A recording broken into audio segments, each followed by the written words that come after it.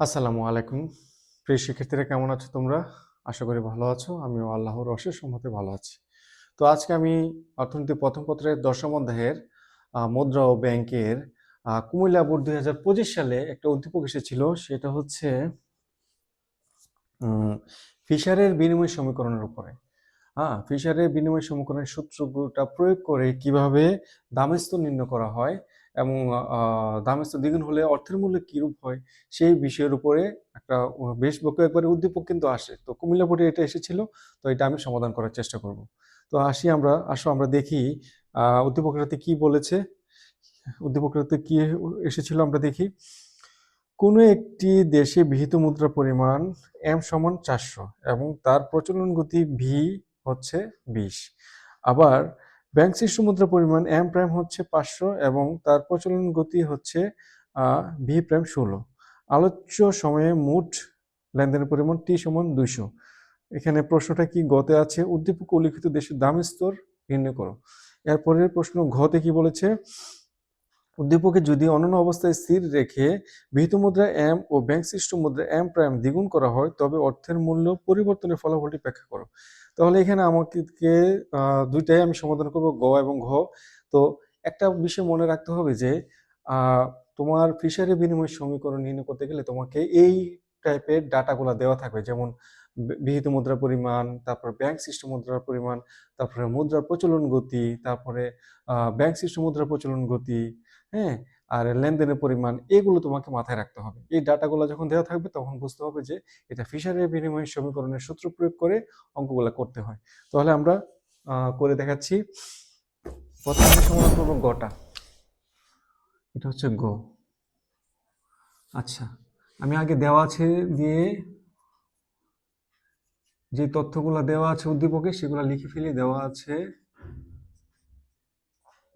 বিহিত মুদ্রা পরিমাণ আমি সংক্ষিপ্ত রূপ বলে দিয়ে দেখেছি যে বিহিত মুদ্রা পরিমাণ m দিয়ে বোঝানো হয়। যে বিহিত মুদ্রা পরিমাণ m সমান সমান কত, m হচ্ছে 400, তারপরে তার প্রচলন গতি v দিয়ে বোঝায়, আর সেটা হচ্ছে কত, 20। তারপরে ব্যাংক সৃষ্ট মুদ্রা হচ্ছে কত, ভি ব্যাংক সৃষ্ট মুদ্রা হচ্ছে এম প্রাইম দিয়ে বোঝায় ব্যাংক সৃষ্ট মুদ্রা কত হচ্ছে 500। তারপরে ব্যাংক সৃষ্ট মুদ্রার প্রচলন গতি ভি প্রাইম মনে রাখবা যে ব্যাংক সৃষ্ট যেগুলো সেগুলো হচ্ছে প্রাইম দিয়ে বোঝানো হয়। ভি প্রাইম কত, সেটা হচ্ছে 16। হ্যাঁ, অনেক সময় ব্যাংক সৃষ্ট মুদ্রাকে ঋণপত্র বলে। হ্যাঁ, ঋণপত্র পরিমাণ বা ঋণপত্রের প্রচলন গতি, ঠিক আছে, কারণ ব্যাংক থেকে তো ঋণপত্র তৈরি হয়, এটা আমরা জানি। তো ঠিক আছে, এটা মনে রাখবা আর কি। আচ্ছা, তাহলে আমি তথ্যগুলো পেয়ে গেছি। আর একটা তথ্য লাগবে আমার, টি, লেনদেনের পরিমাণ টি। টি হচ্ছে কত, টি হচ্ছে 200।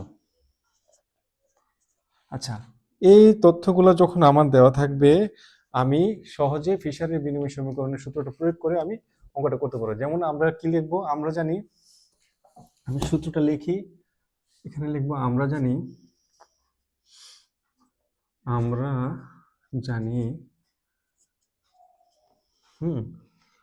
পি টি সমান সমান কত, M V plus M prime V prime. এই সূত্রটা, এটা হচ্ছে ফিশারের বিনিময় সমীকরণের সূত্র। তো আমি কি লিখবো, আমি এক কাজ করি, পিটাকে এখানে রেখে দিব। হ্যাঁ, পিটাকে এখানে রেখে দেওয়ার পর এম ভি উপরে চলে যাবে, এম প্রাইম ভি প্রাইম উপরে থাকবে, নিচে এসে পড়বে টি, কারণ আমি তো পি এর মানটা নির্ণয় করব। এখন আমি সমান সমান দিয়ে মানগুলা বসিয়ে করে ফেলি। যেমন এম কত, এম এর মান হচ্ছে 400 গুণ, এটা গুণ চিহ্ন, গুণ দিতে পারি, এখানে 20, 400 গুণ 20, এখানে প্লাস আছে, প্লাস সূত্রের প্লাস, এম প্রাইম কত, এম প্রাইম হচ্ছে 500 গুণ, এখানে কত, ভি প্রাইম হচ্ছে 16 দাগ দিব, নিচে কত, টি এর মান কত হচ্ছে 200। এখন আমি গুণ করে ফেলি। যেমন 2 কে 4 দিয়ে গুণ করলে কত হচ্ছে, 8000 হচ্ছে, 8,000। আর এখানে কত? 500কে 16 দিয়ে গুণ দিলে কত হচ্ছে? আমি ক্যালকুলেটর করে দেখে নিই। 500 গুণ 16 হচ্ছে 8,000। নিচে হচ্ছে 200। আমি 16,000 এখানে 8,000 8,000 যোগ করলে হয় 16,000। 16,000-এ আমি 200 দিয়ে ভাগ দিলে কত হচ্ছে? 80। এই 80 হচ্ছে আমার দাম স্তর। আমি এই চিহ্ন দিয়ে বুঝালাম এটা। সুতরাং পি সমান সমান 80। এটা হচ্ছে আমার এর আনসার। 80 হচ্ছে আমার দাম স্তর। তাহলে আমার আমি কিন্তু দাম স্তর নির্ণয় করে ফেলেছি। খুবই সহজ। শুধু আমি ওই যে সূত্রের যে উদ্দীপকের যে ডাটাগুলো দেওয়া থাকবে, আর ডাটাগুলো হচ্ছে যে বিহিত মুদ্রা পরিমাণ, বিহিত মুদ্রার প্রচলন গতি ভি, বিহিত মুদ্রা হচ্ছে এম, আর ব্যাংক সৃষ্ট মুদ্রার পরিমাণ হচ্ছে এম প্রাইম, ব্যাংক সৃষ্ট মুদ্রার প্রচলন গতি হচ্ছে ভি প্রাইম, টি হচ্ছে লেনদেনের পরিমাণ। এই তথ্যগুলো যখন একটা উদ্দীপকের মধ্যে থাকবে, আমি ফিশারের বিনিময় সমীকরণের সূত্রটা প্রয়োগ করে আমি খুব সহজেই দাম স্তর নির্ণয় করে ফেলতে পারবো। ঠিক আছে? আর দাম স্তর নির্ণয় করার পর আমাকে যদি বলে যে অর্থের মূল্য নির্ণয় করতে, তাহলে আমরা অর্থের মূল্যের একটা সূত্র আমরা জানি। সেটা হচ্ছে কি? অর্থের মূল্যের সূত্রটা আমি এখানে দেখাচ্ছি। ভিএম সমান সমান 1/P। তাহলে এখানে অর্থের মূল্য, এখানে দাম স্তর তো আমার বের হয়ে গেছে। তাহলে আমি 1K, এটা হচ্ছে অর্থের মূল্য। আমি লিখে রাখি এখানে অর্থের মূল্য এটা। তাহলে ভিএম হচ্ছে অর্থের মূল্য, 1/P, এখানে পি এর মান কত? 80 সমান সমান কত? আমি 1K 80 দিয়ে যদি ভাগ দিই, কত আসছে আমার? 1/80। 1/80 হচ্ছে 0.01। 0.01। ঠিক আছে? তো আমি এতটুকু বসালাম। তো এটা হচ্ছে আমার কি, যে অর্থের মূল্য। এই যে এই দাম স্তরের অর্থের মূল্য হচ্ছে 0.01। ঠিক আছে? আচ্ছা, এখন আমরা গড় কাজ শেষ। এখন আমরা ঘটা নির্ণয় করব। ঘতে কি বলেছে? যে উদ্দীপকে যদি অন্যান্য অবস্থায় স্থির রেখে বিহিত মুদ্রা এবং ব্যাংক সৃষ্ট মুদ্রা দ্বিগুণ করা হয়, তাহলে অর্থের মূল্যের পরিবর্তনের ফলাফলটি ব্যাখ্যা করো। আচ্ছা, তাহলে এখানে একটা বিষয় দেখো, আমরা কাজ করতে পারি। এখানে এটার মধ্যে আমরা গহটা করে ফেলবো। এখন আমরা করছি গহ।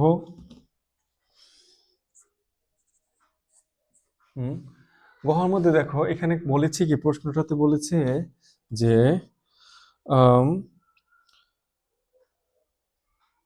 বিহিত মুদ্রা এম এবং ব্যাংক সৃষ্ট মুদ্রা এম প্রাইম দ্বিগুণ করা হলো। তাহলে বিহিত মুদ্রা ও ব্যাংক সৃষ্ট মুদ্রা দুইটা দ্বিগুণ করেছে। তাহলে এই যে বিহিত মুদ্রা হচ্ছে 400, এটাকে দ্বিগুণ করলে কত হয়? এটাকে দ্বিগুণ করলে হচ্ছে, এটাকে দ্বিগুণ মানে কি? 2 দিয়ে গুণ। কত হচ্ছে? 800। আর ব্যাংক সৃষ্ট মুদ্রা 500, 500কে 2 দিয়ে গুণ। 500কে 2 দিয়ে গুণ, এটা হচ্ছে কত? 2। তাহলে কত হচ্ছে? 1000। জাস্ট খালি এতটুকু পরিবর্তন হয়েছে। অনেক সময় তোমাকে বলতে পারে যে বিহিত মুদ্রার পরিমাণ 3 গুণ, 4 গুণ, যত বলবে 3 গুণ হলে 3 দিয়ে গুণ, 4 গুণ হলে 4 দিয়ে গুণ, এরকম যদি বলে তাহলে এটা করবা। অনেক সময় তোমাকে বলতে পারে যে শুধু বিহিত মুদ্রার পরিমাণ পরিবর্তন করতে পারে, অনেক সময় শুধু ব্যাংক সৃষ্ট মুদ্রার পরিমাণ পরিবর্তন করতে পারে। যেটাই উদ্দীপকের মধ্যে গহতে প্রশ্ন করা হয়, তুমি প্রশ্ন অনুযায়ী উত্তরটা দেওয়ার চেষ্টা করবে। ঠিক আছে? হ্যাঁ, মানটা বের করে ফেলবে। যেমন আমি এখানে 400কে 2 দিয়ে গুণ দিয়েছি, যেহেতু প্রশ্ন বলা হয়েছে। আবার 500কে 2 দিয়ে গুণ দিয়েছি, হ্যাঁ, বের করে ফেলেছি। তাহলে 800 আর 1000। এখন বাকি সব ঠিক থাকবে। যেমন বলেছে যে অন্যান্য অবস্থায় স্থির থাকলে, সে সব ঠিক আছে। তাহলে আমি মানগুলো শুধু এই জায়গাটা আমি একটু মুছে ফেলি, নতুন করে করি আমি জায়গাটা।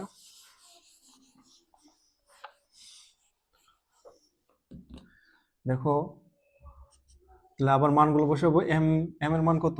এম এর মান হচ্ছে এখন 800। এখন 800 গুণ ভি এর মান কত? ভি এর মান হচ্ছে 20 যুগ সূত্রের যুগ, তারপরে এম প্রাইম কত? এম প্রাইম হচ্ছে, এই যে এম প্রাইম হচ্ছে 1000। এখন বর্তমানে 1000 হয়েছে দ্বিগুণ করার কারণে। আর গুণ হবে 16 বাই, এখানে টি এর মান যা আছে তাই থাকবে, 200। তাহলে আমি 20কে যদি আমি 800 দিয়ে গুণ দিই তাহলে কত হচ্ছে? হ্যাঁ, 16,000 হচ্ছে, 16,000। তারপরে যুগ 1,000কে 16 দিয়ে গুণ দিলে হচ্ছে 16,000 ভাগ 200, তাহলে 16 16 32, 32,000কে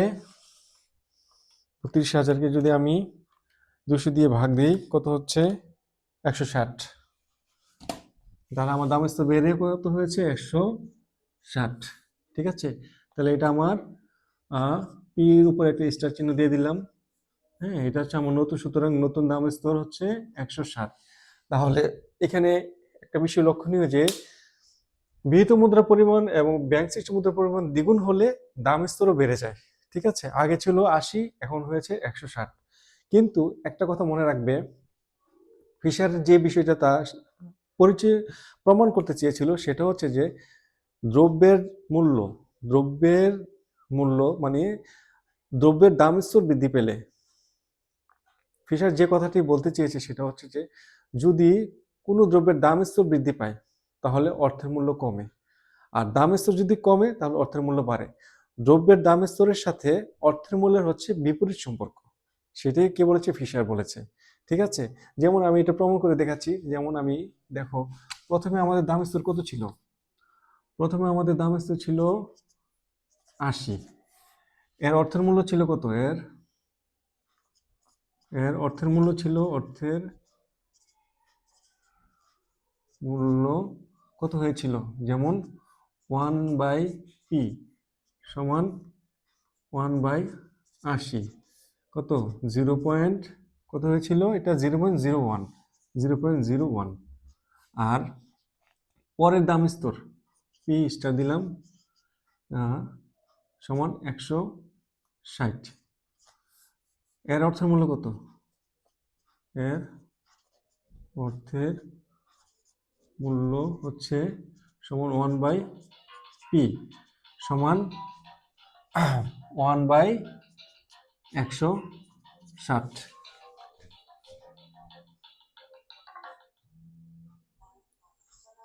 আমি পরে কথা কম, ভিডিও রেকর্ড করতেছি। ঠিক আছে,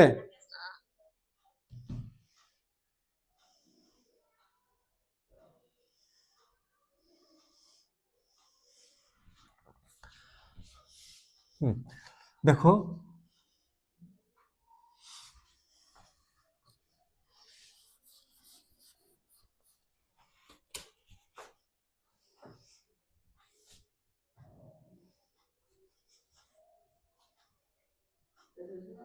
আরেকটু আরেকটু শেষ শেষ দেখো পি সমান সমান পরের দাম স্তর হয়েছে কি? আমার পরের দাম স্তর হয়েছে, দেখো